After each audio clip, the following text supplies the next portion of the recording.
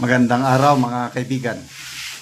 Bigyan natin ng reaksyon, opinion itong mga pahayag ni Attorney Sal Panelo at Attorney Ferdinand Topacio tungkol sa pag-apply ni Secretary Boying Remulla na maging ombudsman. May kanya-kanya silang pahayag. At isa lang ang sinabi na hindi pwede. Pakapalan na yan ng mukha. Unahin natin itong kay Attorney Sal Panelo. Post ni Yonoya. Sabi niya, "Oh, Boying, you can't be ombudsman because you won't be fair." Ipinost ni Yonoya ang pahayag ni Attorney Sal Panelo. Basahin ko ha. Hindi po pwedeng si Boying Remulla ang maging ombudsman. Kasi yung mga ginawa niya, nilabag niya ang karapatan ni Kibuloy, Bantag, Tebes, dating Presidente Duterte. Yun ay nagpapatunay na hindi siya magiging patas.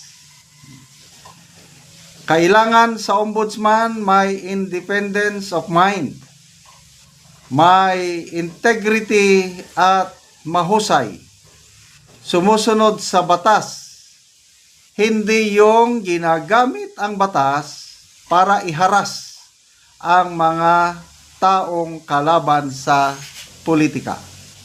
Ayan, Attorney Salvador Panelo, July 2 nung binanggit niya ito. So, anong masasabi nyo dito sa ano? Hindi daw siya patas.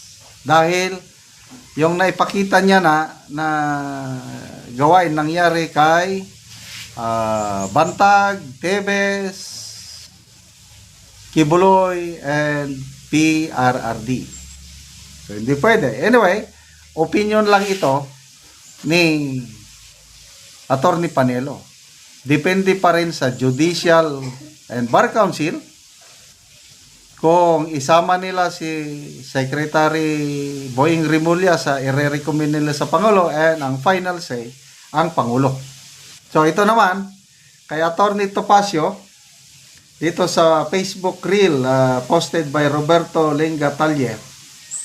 Sabi niya, pagkapaalan na ng mukha ang nangyayari dito sa Marcos administration. Okay, pakinggan natin ha.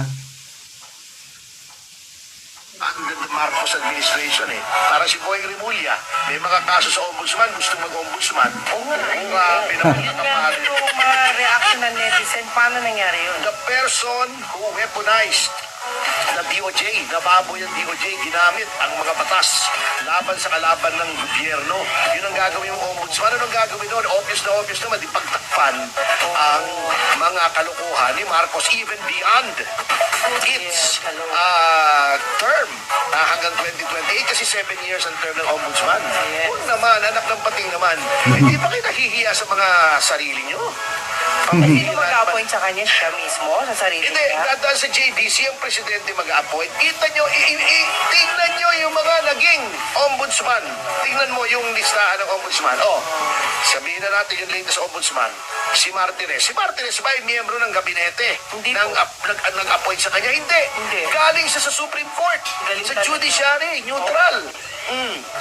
Si Vasquez, Conrado Vasquez, the first ombudsman, very respected na magistrado. Totoo. Pambihira. Diba? Baka ngayon palang masira. Kaya nga Bago ito kita nyo kung gaano ka-hypocrite ito mga ito. Sabi nila noon, hindi daw maganda ang pagka-appoint kay Merceditas Gutierrez na ombudsman kasi tao ni GMA. So pinilit nila mag-resign. Bago ngayon gagayahin nyo. Kita mo kung gaano katigas sa mga pagbumunga niyan. Freysinet. President. Alam mo yung Freysinet? Prefabricated concrete. Yung ginagamit sa mga flyover, diba? Ang gumagawa ng flyover, makikita mo may tatak. Freysinet. Prefabricated concrete.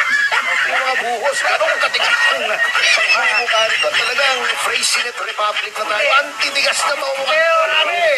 Pero sir, Actually, nung ayaw kayong papasukin sa KOJC, dapat mukha ni Remulyang binatering ram nyo noon. Giba yung gate noon, kahit bakal. Ganong katigas. ano, matalino naman si Pangulong Bongbong Marcos. Hindi siya basta-basta papayag na gaganunin siya. Sabi niya, Dinidiktahan siya, di ba?